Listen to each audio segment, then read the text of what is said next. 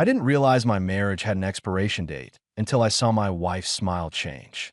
It wasn't the soft, familiar grin she used when she'd tease me about leaving socks on the floor or forgetting my lunch on the counter.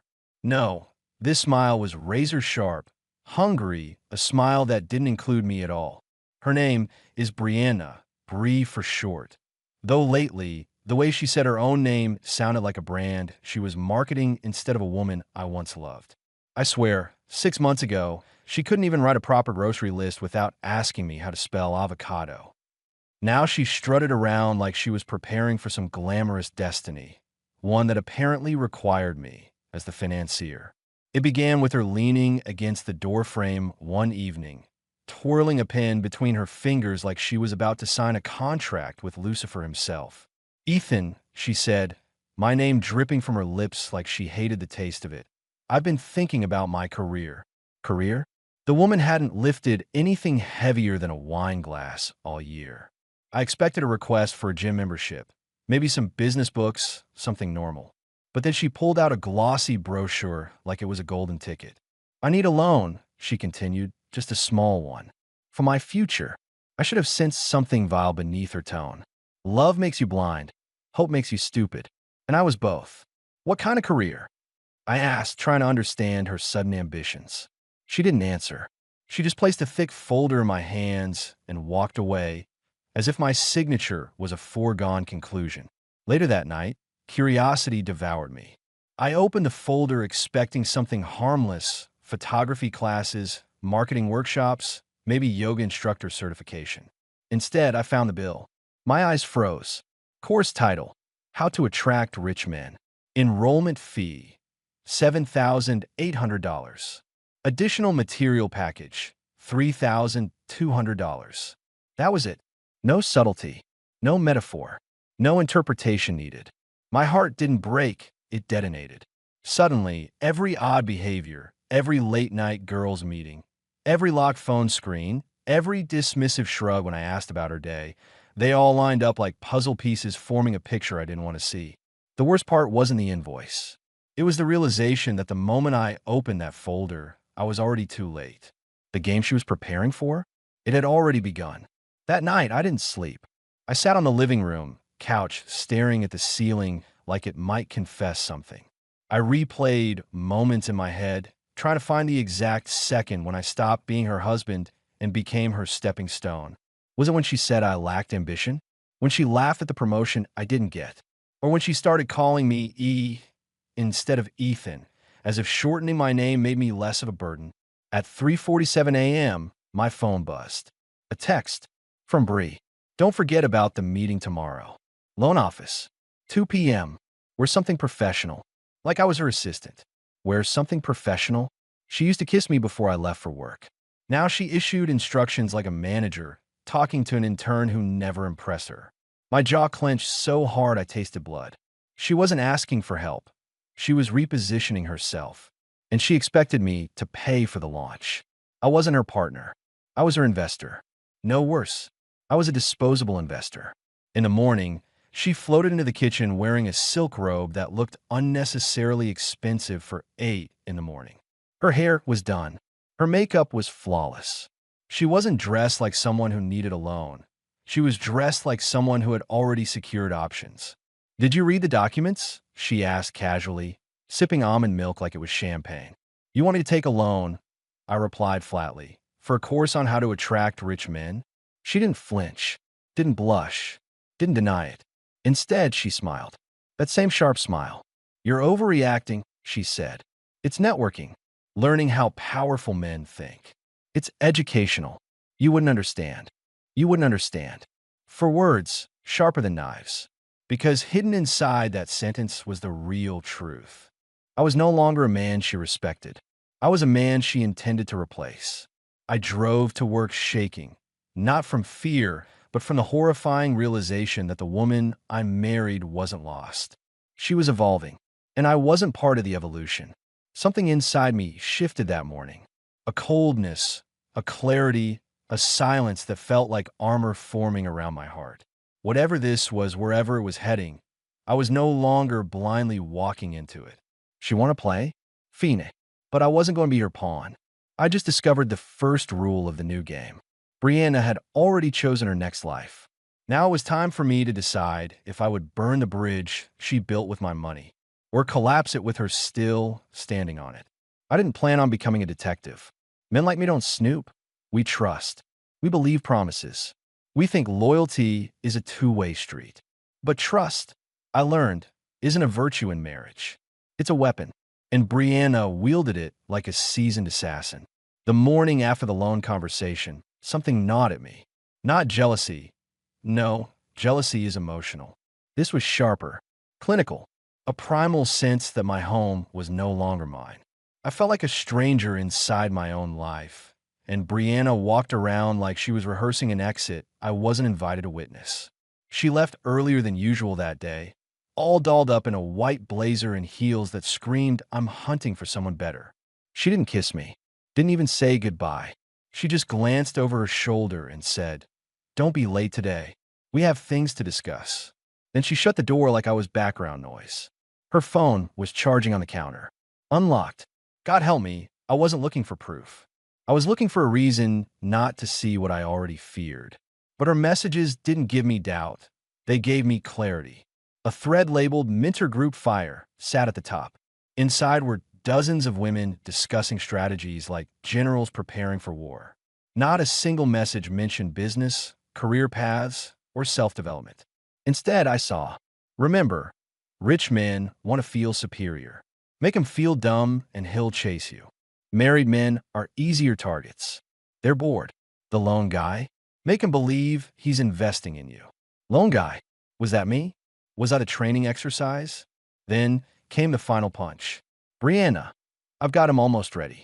He thinks this is about my future. Once this is done, I'm leveling up. I'm not wasting my life being poor. Leveling up, like I was nothing more than level 1 tutorial content. My chest tightened. My ears rang. I wasn't breathing. I was drowning in sentences written by a woman who vowed to love me forever. I kept scrolling, praying for some line that redeemed her, explained her, justified her. Instead, the universe decided I hadn't bled enough yet. A message from someone named Chase Wilder appeared. The name alone sounded like a man sculpted from gym memberships and protein shakes. Chase, dinner tonight? I want to celebrate your progress. Brianna, of course. He'll cover it eventually. He always does. My heartbeat didn't quicken. It stopped. Just froze. I wasn't her husband. I was her wallet. A foundation she planned to build her escape on. The man she vowed to support was simply the man she wanted to financially exhaust before finding someone richer. The betrayal wasn't just romantic. It was strategic. That realization cut deeper than any affair could. When Brianna returned later, her perfume entered the house 30 seconds before she did. Loud, floral, expensive. Her heels ticked against the tiles, each click mocking me. I stood at the counter, phone in hand, feeling like a soldier who'd stepped on a landmine. "You went through my phone?" she asked, not with shame, but with annoyance, as if I'd interrupted her favorite TV show. "Who's Chase?" I asked. Her eyes flickered, not guilt, not fear. I swear she smirked. "A friend," she replied, stretching the word into something obscene.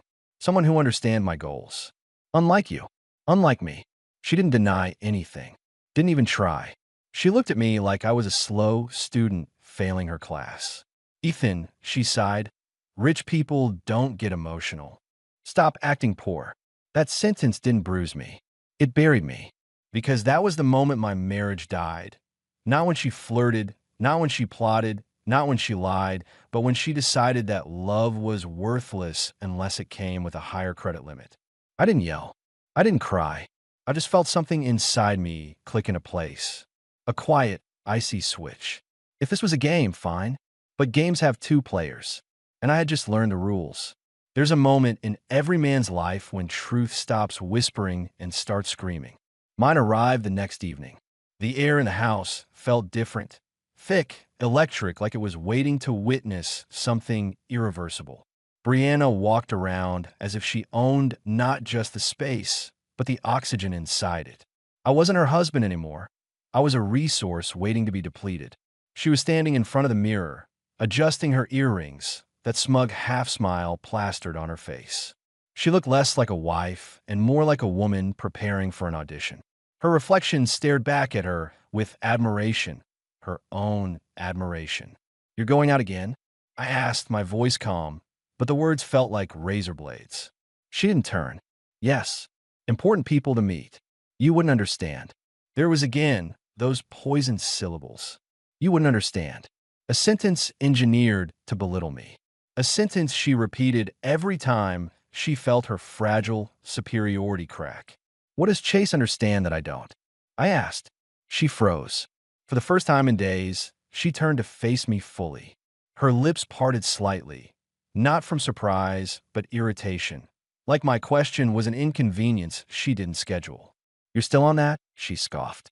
"God, Ethan, you're embarrassing yourself." No denial, no fear, no remorse, just contempt. It hit me then. Brianna wasn't hiding her betrayal. She believed she was entitled to it.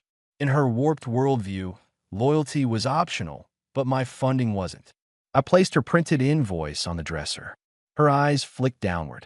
"How to attract rich men." She stared at it like it was a grocery list. "So," she shrugged, "why are you acting dramatic?" "It's education." "Education for what?" I asked. "To replace me?" She sighed, long, drawn-out, patronizing. "You're so small-minded," she said. "If you were worth keeping, I wouldn't need to upgrade." There's sentences that break bones and sentences that break men. That one disassemble me piece by piece. "Upgrade." She actually said it. So casually, like I was outdated software she couldn't wait to uninstall. "I gave you everything," I whispered, though I hated how weak it sounded. She rolled her eyes. "No, Ethan. You gave me stagnation. You're boring. You're predictable. And I refuse to be poor forever because you lack ambition." Her tone wasn't emotional. It was transactional. She wasn't leaving me because she loved someone else. She was leaving because she believed she deserved better returns. Some men lose their wives to passion. I was losing mine to economics. I stepped closer. She didn't move. She didn't flinch. She didn't care. "I saw your messages," I said quietly. Her jaw twitched. There was the first crack. "You went through my phone?" she hissed, anger finally surfacing. Not because she was guilty, but because her plan had been interrupted. "You weren't supposed to find out yet," she continued. "You always ruin things. You don't know how to play strategically." Play. She called marriage a game, not a union, not a promise. A game. And she genuinely believed she was winning.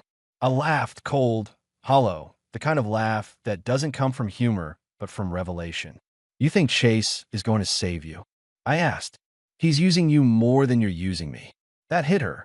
Her face stiffened, not from shame, but from annoyance that I dared to puncture her fantasy. "I don't need saving," she spat. "I need advancement. Chase understands value. You don't." Value. She was talking like a stock chart with lip gloss.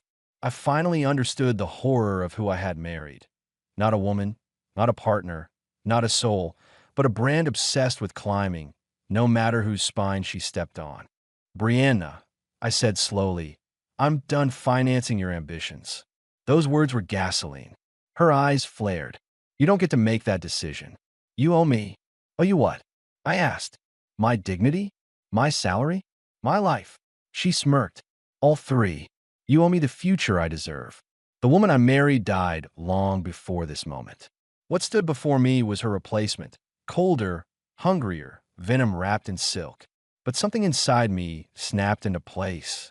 Not rage, not fear, control. "You want a game?" I said. "Then let's play properly." For the first time, she hesitated, because she realized something. She wasn't talking to the man she could manipulate anymore. She was talking to the man she created, and he had finally woken up. People talk about breaking points as if they arrive with fireworks, slamming doors, screaming matches, shattered glass. Mine came in absolute silence. No yelling, no rage. Just a cold, precise understanding. Brianna hadn't betrayed me accidentally. She had engineered it, and I was done being her unsuspecting investor. The day after our confrontation, something changed in me. Not gradually, but instantly, like someone flipped a master switch. The house felt less like a shared space and more like a stage where she rehearsed her next life. I wasn't heartbroken anymore. Heartbreak implies longing. I felt something else. Clarity. I watched her move around the kitchen like a queen irritated by the presence of her servants. She didn't make breakfast, didn't ask how I slept. She acted like speaking to me was beneath her. She grabbed her purse, designer, of course, and headed toward the door. I stepped in her path. "We need to talk," I said. She laughed. Not loudly, not hysterically, just a soft, cruel chuckle. The kind narcissists give when reality inconveniences their fantasy. "No, Ethan," she said. "You need to listen." She flicked her hair, leaned in, and dropped her words like poison carefully measured in a syringe. "I'm evolving. You're stuck. It's embarrassing. A woman like me deserves a lifestyle you can't provide." Her tone wasn't angry. It was clinical, as if she were criticizing my wardrobe choice, not demolishing our marriage. "A woman like me," she repeated, emphasizing each word with sickening pride, "needs options." Options. Like husbands were interchangeable. Like loyalty was optional. Like commitment was a subscription she could cancel anytime something shinier appeared. I didn't react, not externally. But inside, gears turned. If she saw marriage as a transaction, then emotion was irrelevant. I needed logic, strategy, precision. No more begging for honesty. No more pleading for love. I had entered her world, and I intended to win. That evening, I began to shift. I didn't tell her I was working late. I didn't tell her anything.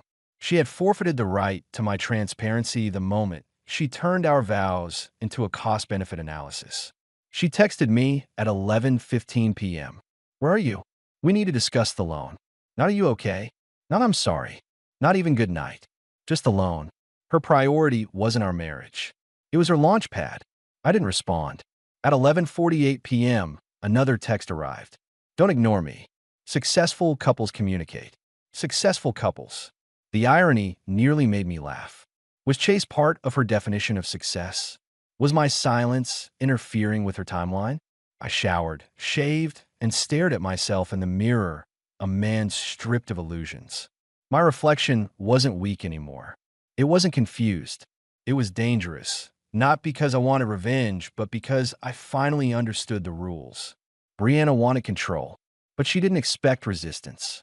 When I arrived home, she was waiting in the living room, arms crossed, eyes sharp, foot tapping like she owned time. "You can't just disappear," she snapped. "Why not?" I asked calmly. Her brow furrowed. She wasn't prepared for my tone. Calm equals unpredictable. Calm means calculations are underway. "We made plans," she insisted. "No," I corrected. "You made plans, and you assumed I'd fund them." I stepped closer. She tried to hold her ground, but her confidence flickered, not gone, but unsettled. "You taught me something," I continued. "Marriage isn't love to you. It's leverage. And you assumed I'd never remove your platform." She didn't blink, didn't breathe. For the first time, she realized something. Her opponent had finally joined the game. "I'm not your asset anymore," I said. "I'm not your loan officer, your stepping stone, or your charity donor." Her lips parted, not to argue, but because she didn't recognize the man standing in front of her. "Ethan," she whispered cautiously, "you're acting strange." "No," I replied. "I'm acting awake." Her mask cracked. Tiny, barely visible, but undeniable. I walked past her, and for the first time, she didn't follow. Because predators don't know how to react when the prey stops running. There's a terrifying power in silence, the kind that doesn't shout, doesn't plead, doesn't bargain. It just exists, steady and unshakable. And silence was now my weapon. Brianna didn't know how to handle it. Her entire personality was built on dominance, on reactions, emotional manipulation, psychological jabs.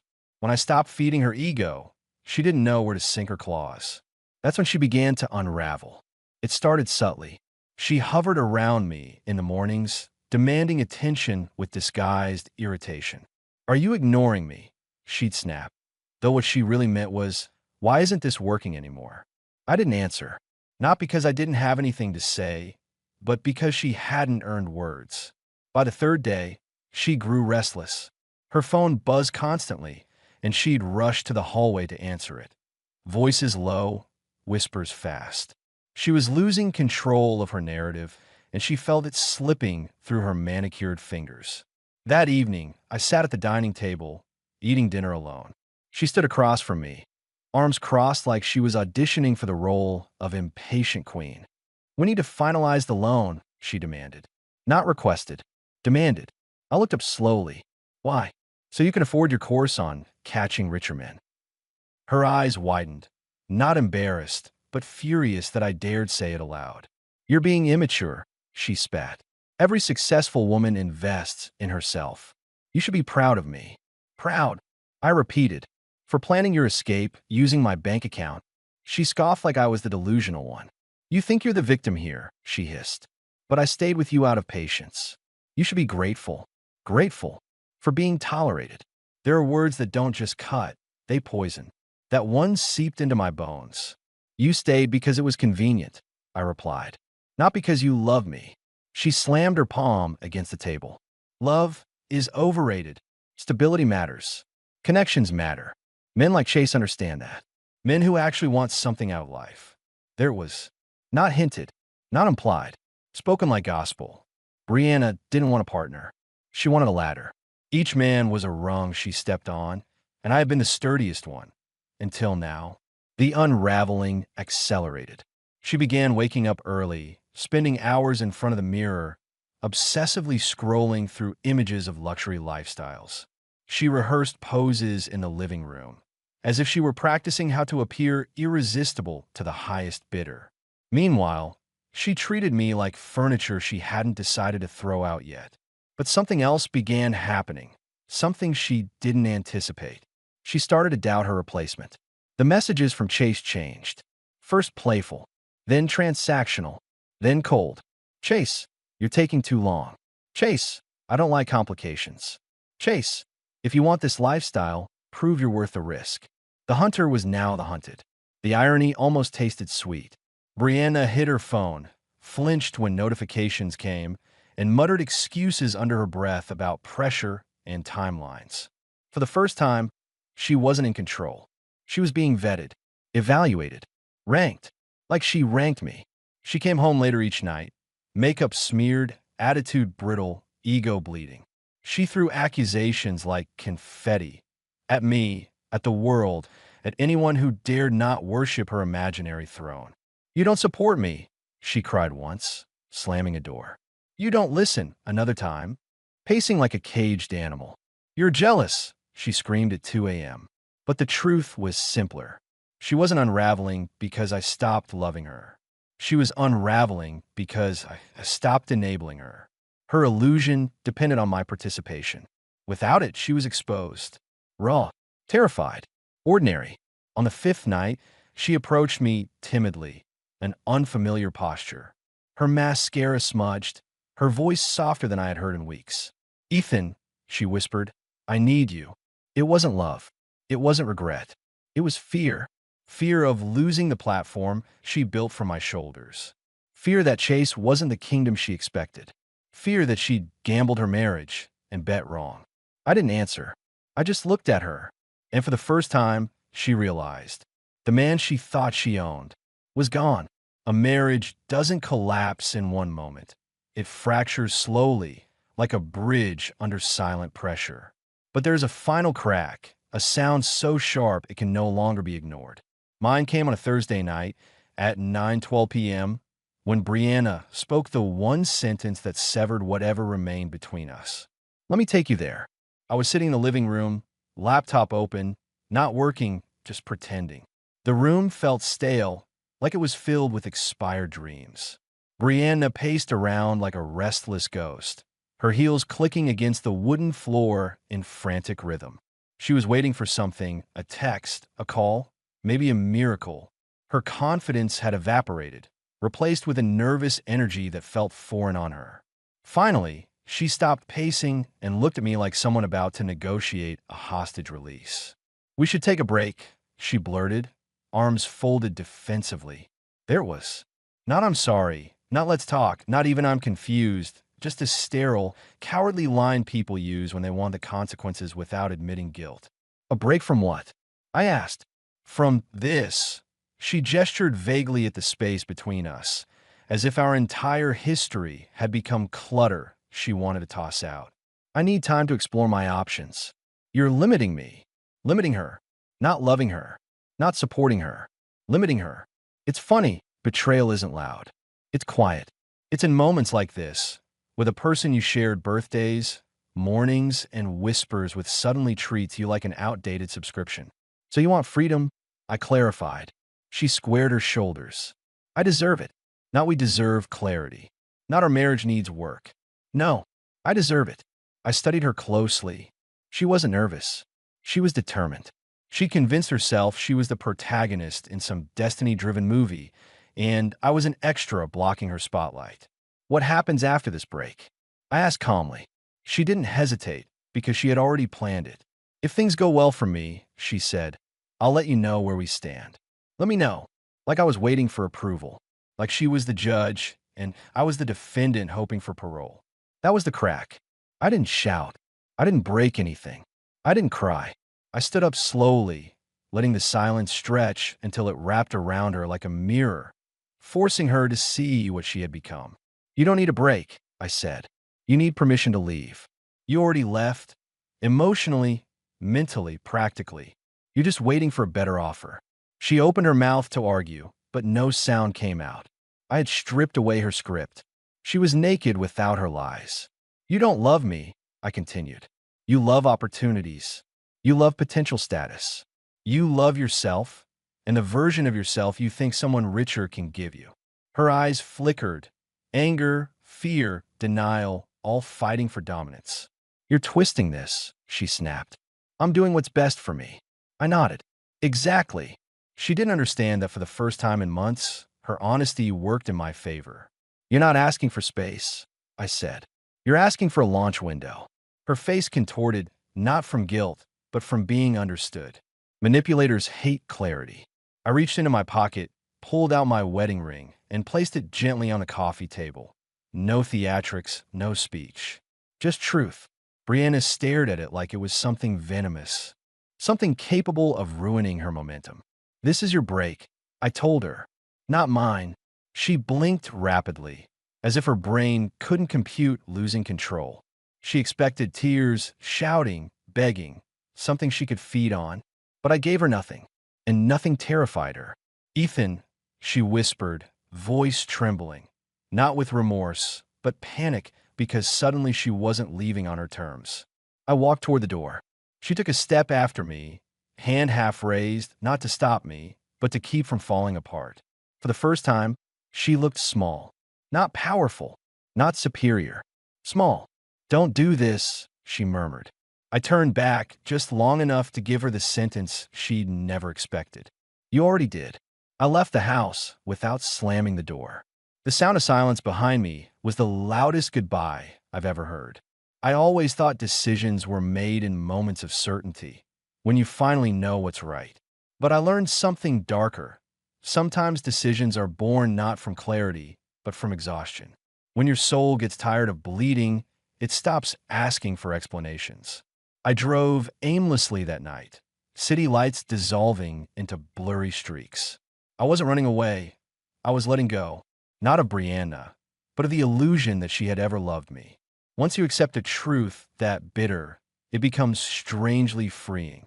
Eventually, I pulled into a parking lot overlooking the river. The water rippled under street lamps, indifferent to human disaster. I leaned against the hood of my car, remembering how Brianna once held my hand here and whispered we'd conquer life together. I didn't realize she meant her life, not ours. My phone buzzed. One message. Brianna, we need to talk. Not please, not I'm sorry, not I made a mistake. Just entitlement dressed as urgency. I didn't respond. She wasn't asking for closure. She was trying to salvage influence. People like her don't fear loss. They fear losing control. That's when the decision took shape. I wasn't going to hate her. Hatred requires emotional investment. I wasn't going to fight for her. Fighting implies she had value worth defending. I wasn't even going to warn her about Chase's intentions. No, my decision was clean. I would end this marriage on my terms. I would not be her stepping stone, her safety net, or her consolation prize. I would walk away before she could script the narrative. But decisions don't feel real until you act on them. So I went home. Brianna stood in the foyer like she'd rehearsed a confrontation monologue. Instead, she froze when she saw my expression. It wasn't anger she saw, it was vacancy. That terrified her more than rage ever could. "Where were you?" she asked, voice trembling with an emotion she didn't recognize, powerlessness. "I needed air," I replied. "You can't just leave in the middle of an argument. Then don't start arguments you can't finish." She blinked rapidly. She wasn't ready for this version of me, the one who didn't defend, justify, or explain. "We can fix this," she said suddenly, tone shifting into faux vulnerability. The same tone she used to sell her narratives and manipulate outcomes. "No," I said. "You want options, remember? I'm removing myself from a menu." Her lips parted. Her eyes widened. For a moment, she looked like the girl I once married, lost, fragile. But then her mask snapped back into place. "You'll regret this," she hissed. There was the real Brianna. Not sad, not sorry, threatened. "No," I said. "I regret staying long enough to let you believe I was an obstacle instead of a partner." Her jaw tightened. She tried one last card, the one manipulators save for emergencies. "You're giving up on us?"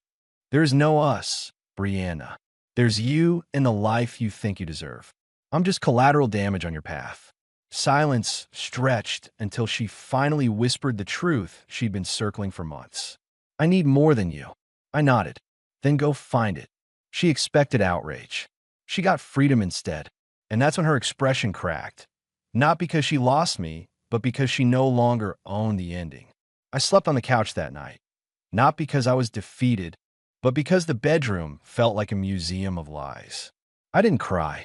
My heart didn't ache. Something inside me had already moved on. The decision wasn't loud. It wasn't cinematic. It was quiet, unshakable, final. I would file for divorce. Not tomorrow. Not eventually. Now. Because sometimes the bravest decision isn't fighting for someone. It's choosing yourself after they stop choosing you. The morning I filed for divorce wasn't dramatic. There was no thunder, no cinematic rain, no trembling hands. It was just me, the courthouse hallway, and a document that ended a chapter one once thought would last a lifetime. The pen didn't shake. My signature flowed smoothly, as if my hand had been waiting months for this moment. Freedom doesn't always roar. Sometimes it signs its name quietly. On my drive home, I expected guilt, maybe sadness, regret at least. Instead, there was space, room inside my chest where her expectations, her criticisms, her superiority had once lived. Silence no longer felt like punishment. It felt like possession of myself. When I arrived, Brianna was sitting in the living room, wearing that same silk robe she used to flaunt like royalty. Except now, royalty had no kingdom. She didn't look furious. She looked confused, like someone who had misplaced a reality she assumed was permanent. "You did it," she said, voice thin. "Yes," I replied. She blinked hard, as if she hadn't expected that answer. Narcissists always believe their victims will blink first. "You're making a mistake," she whispered. "No, incorrecta. I'm correcting one." Her face twisted, not because she loved me, but because she realized she had lost control. She wasn't grieving a husband. She was grieving a pawn. "You don't understand what you're walking away from," she said, grasping at words the way drowning people grasp at branches. I smiled, not cruelly but honestly. "I'm walking away from someone who didn't want a partner. You wanted a pedestal." Her eyes darted toward her phone on the table, lighting up with a notification. I didn't even have to guess who it was. Chase's messages had been her oxygen. She read it. Her expression changed, shocked, stiff, hollow. "Something wrong?" I asked. She didn't answer, but her silence did. She finally realized the truth. Chase wasn't her future. He was her audition, and her audition was over. I saw the message reflected faintly on her screen. "Chase, I'm not interested in complications. Don't contact me again. No fancy gudvie. No cloche. Just disposal." She had gambled her marriage for a fantasy, and the fantasy had blocked her number. Brianna turned toward me, eyes wide, but not with love, never with love. With fear. You can't leave me now, she whispered. It was almost poetic. The woman who once spoke about options now had none. The woman who bragged about leveling up was suddenly falling down. The woman who claimed love was irrelevant finally cared about losing something. Not because she wanted me, but because she needed something solid to stand on. Already left, I said softly. The divorce just made it official. Tears filled her eyes. Not remorseful tears, but desperate ones. Tears of someone who lost a resource she never imagined would walk away. You won't find someone like me, she hissed. That's the point, I replied. Her chest rose and fell rapidly, like a person realizing their parachute was a fake. You ruined everything, she whispered. No, I said. You chose everything. And for the first time since this nightmare started, she had no comeback. Because the truth doesn't need an argument. Weeks passed. I moved into a small apartment overlooking the river. The same river where I once made my decision. The place was quiet, minimal, honest. I bought furniture I liked, cooked meals I enjoyed, slept without needing permission to exist. One morning, I woke up and realized something. Peace isn't loud. Peace doesn't arrive with fireworks. Peace feels like breathing without someone else's hand on your throat. I didn't miss Brianna. I didn't hate her either. Hate means you're still tied to someone. I wasn't tied anymore. I was free. Conclusion. People think betrayal breaks you. It doesn't. It reveals you. It shows you what you tolerated, what you ignored, what you believed was love because you didn't know better. What did I learn? Love without respect is worship. Commitment without loyalty is slavery. And the person who makes you doubt your worth isn't your partner, they're your jailer. If someone ever asks you to shrink so they can grow, leave. There is no future with a person who sees you as a stepping stone. I didn't win Brianna back. I won myself. And that is the only victory that ever mattered. The end.